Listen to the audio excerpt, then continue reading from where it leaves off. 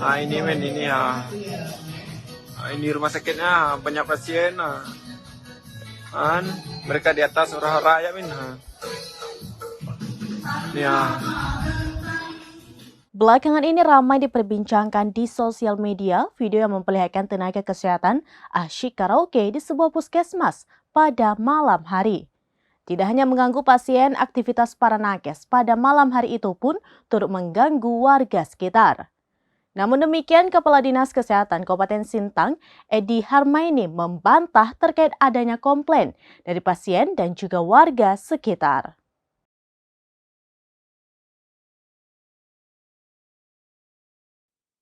Baru-baru ini beredar di media sosial video yang memperlihatkan aktivitas para nakes yang karaoke di puskesmas pada malam hari. Sontak, video yang dibagikan oleh akun Instagram @sintang.informasi tersebut ramai menjadi perbincangan hingga menuai respon negatif dari netizen.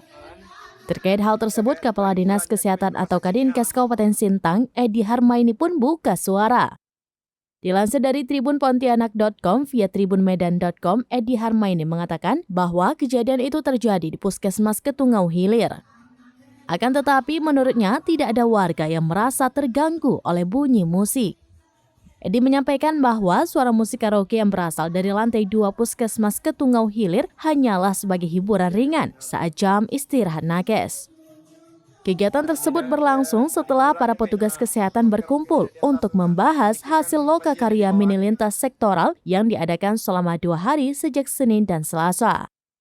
Pada malam harinya, acara dilanjutkan dengan kegiatan ramah tamah sekaligus perkenalan para petugas kesehatan yang bertugas di Pustu hingga Polindes di wilayah Ketungau Hilir. Rumah sakitnya banyak pasien.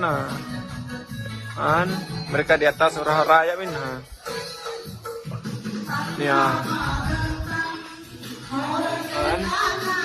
Ya kayak tempat hiburan ya nih men rumah sakitnya.